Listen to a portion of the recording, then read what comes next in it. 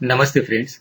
इस वीडियो में मैं एंजाइम की एक्टिविटी पर डिफरेंट फैक्टर्स अफेक्ट करते हैं उस बारे में डिस्कस करने वाला हूँ।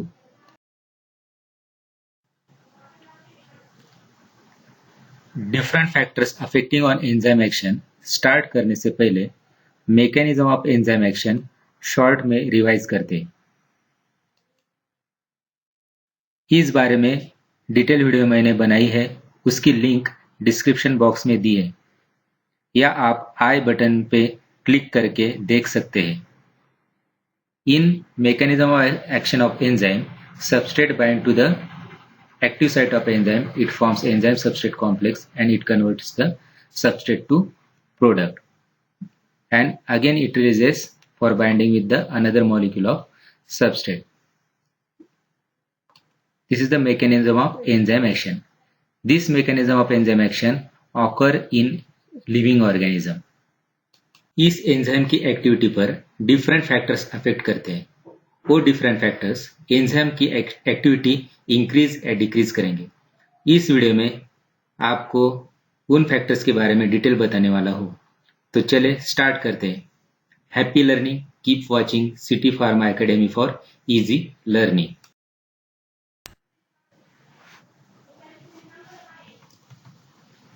Enzyme activity occur in living organism so that different factors affecting on enzyme activity.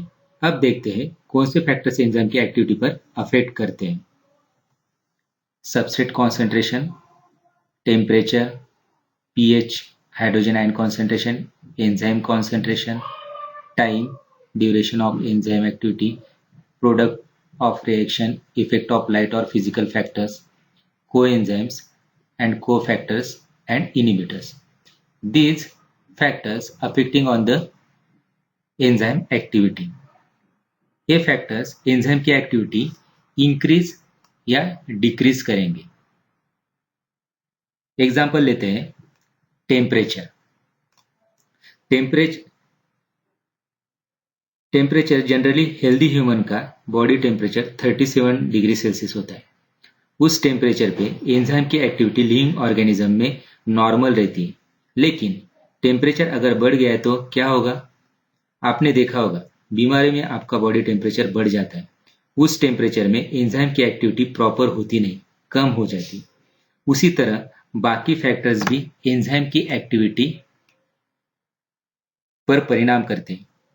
इस बारे में हम डिस्कस करने वाले हैं। इस वीडियो में आपको सबस्ट्रेट फैक्टर के बारे में मैं डिटेल बताने वाला हूँ। बाकी फैक्टर्स नेक्स्ट वीडियो में डिस्कस करेंगे।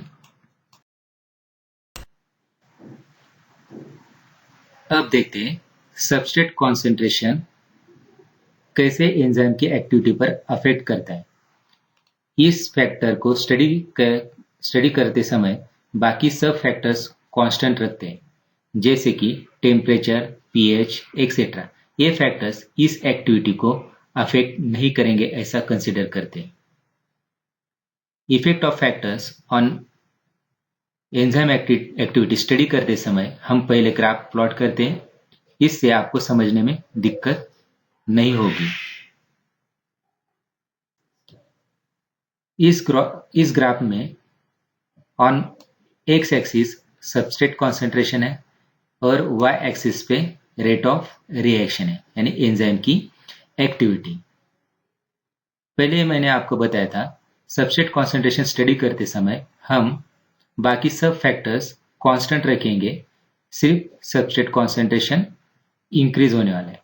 यहाँ पे बाकी एंजाइम जो रहेगा वो कांस्टेंट रहेगा, यहाँ पे सबस्ट्रेट का कॉन्सेंट्रेशन सिर्फ बढ़ते जाएगा। अब देखते हैं ग्राफ में सबस्ट्रेट का कॉन्सेंट्रेशन जैसे बढ़ते जा रहा है वैसे ही एंजाइम की एक्टिविटी भी इंक्रीज होते जा रही है। Rate of reaction increases with increase in the concentration of substrate, लेकिन at certain limit of substrate concentration it becomes constant. एक पर्टिकुलर सबस्ट्रेट कॉन्सेंट्रेशन के लिमिट के बाद क्या होगा? That rate of reaction becomes constant. There is no influence of the substrate concentration on the enzyme activity. देखते हैं ऐसा क्यों होता है। यहाँ पे सबस्ट्रेट का कॉन्सेंट्रेशन बढ़ रहा है लेकिन एंजाइम जितने हैं उतने ही है, यानी कांस्टेंट है। इसलिए जब एंजाइम की एक्टिविटी होगी उस दरमियान सबस्ट्रेट कॉन्सेंट्रेशन भी बढ़ा दिया तो भी एंजाइम मॉलिक्यूल कांस्टेंट है, यानी सबस्ट्रेट को बाइंड होने के लिए अनदर एंजाइम मॉलिक्यूल अवेलेबल नहीं है। इसलिए एंजाइम मॉलिक्यूल कब अवेलेबल होगा, जब उसकी रिएक्शन कंप्लीट होगी उस दरमियान वो एंजाइम फ्रीली अवेलेबल होगा, and then that freely available enzyme bind with the another substrate, and again it converts substrate to product. Again it releases for the binding with the another molecule of substrate, and again it converts into the product.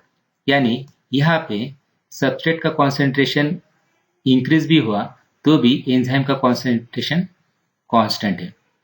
Substrate का conversion product में कब होगा, जब enzyme freely available होगा, तभी substrate another substrate molecule binds with the enzyme and again it converts the product. इसलिए यहाँ पे जो रेट ऑफ रिएक्शन होगी एट पर्टिकुलर और certain limit of substrate concentration it becomes constant. यहाँ पे देखिए ग्राफ में आपको हाइपरबोलिक कर्व ऑब्जर्व होगी in case of effect of substrate concentration of rate of reaction of enzyme, you will get the hyperbolic curve। और यहाँ पे 3 phases observe होगी। First, at the initial stage there is a graph is in linear fashion, then you will get the flat curve and it becomes plateau, it becomes constant, rate of reaction becomes constant। There are 3 phases, linear, curve and then plateau।